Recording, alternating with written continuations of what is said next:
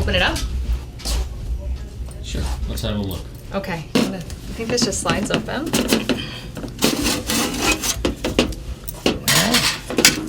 This must be some of the pictures we just looked at, or no? I think maybe it was just a paper from that time that we decided to put in there. It was the Yeah, it's President date. Kennedy. That's another thing. The first year, when we opened in November, that's when he was assassinated. This was to get the public's approval for... Hi, Stephanie. How are you doing? Good. How are you doing? Oh, I'm doing just fine, thank you. Great. Looking great as ever. Thank you. My goodness, bring back memories to you being here. A lot of them, but it's so different. Oh, very different. It is so different that that's you can never go back. That's true. You can never go back. I've told so many people that. You never go back because maybe you think you haven't changed, but everything else has. Telling everyone. But, Is it what was in here? I don't even remember.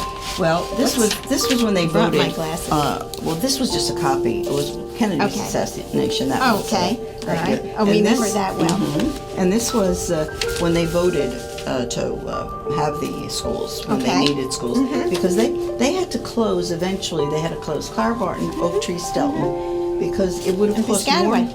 Yeah. Yeah. It would have cost more to bring them up to code. Right. At least that's the I way they remember explained that. it at the time. Actually, you know, we were at CCC this morning. That's when I was chair of the CCC of Edison. And that's just exactly what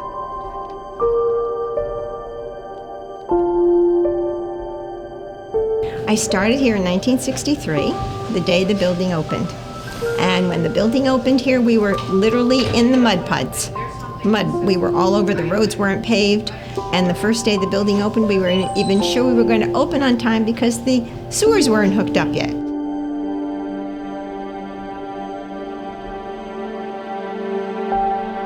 Menlo Park School was built, I believe they started in 1962, but the school opened in 1963. When this school opened, I still wasn't born for another 6 years. But when they opened the school, we're fortunate that there is that history here. Dr. Moretti was one of the original staff members, and she still is a staff member here. And speaking with her, she's able to really retell the stories of how the school went from a very small original footprint from 10 or 12 classrooms, and it had expanded several times throughout the decades. There was absolutely nothing around here. This was all woods. And at the end of the driveway down here where my children come in now, there was a farm. All of Jamaica was a farm. It was called Butkowitz Farm. And I would actually take the children down there and we would look at the horses and cows and pigs and all the rest of the other animals because there was no cars. It was just great. The building only had 14 rooms, little small, and 2 of each section, and it went up to the 6th grade.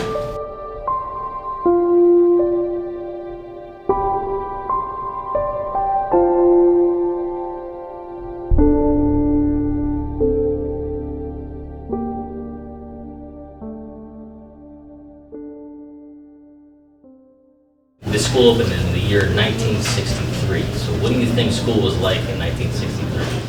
There were doors, but no bathrooms had to be outside, and well, they didn't have Chromebooks.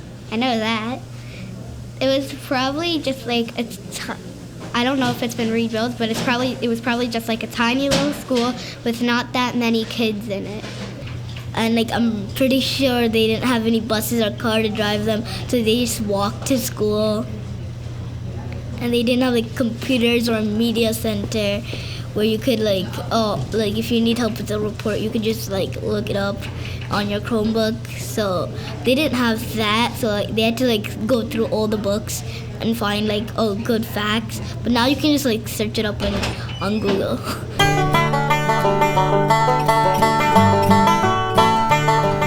Slowly, things started to develop. James Street was not even on the map. People started to cut through with their bicycles and made a path from Grove Avenue to 27 using James Street. And then it became a little bit wider. And then eventually they got bicycles through it, and then they got walking and bicycles, and then they got Jeeps to go through it, or first the dirt bikes. And then they started to make a road through it. And then, of course, it's developed, and we've had several different additions since that time. And currently, we're in an expansion as well. We're adding on 8 classrooms to the front of the building, and then we're adding on a large student bathroom, along with music room and gymnasium. And that will really make a profound difference here in the school, because then you'll have the space you need to run some of the programs. What's the favorite part about coming to school? Because we have fun and we get to go outside and we do lots of experiments and we do kind of reading and we do more things. All the teachers, and they make learning fun. The people, because everyone's just like so nice, even if you don't know them, like everyone has manners. I pretty much think overall there's a lot of nice people here. But the children love coming here. This has been, I like to say, one of the best schools, if not the best one, in Edison. I transferred here in July from JMI, and like any school that I've been in Edison, there's just a wonderful parent community. There's really wonderful students, and that makes a big difference too when you have parents who care about education or partnering with their child's teacher to make sure that their child gets the very best. And then the staff, they really hold the children accountable and push them to do their very, very best in a very kind and supporting way. So for me, it really is a unique culture in that sense, and that's what I found really special about Edison. And they've always been very forward-thinking in how they plan to make sure that kids are up to date with the most current resources.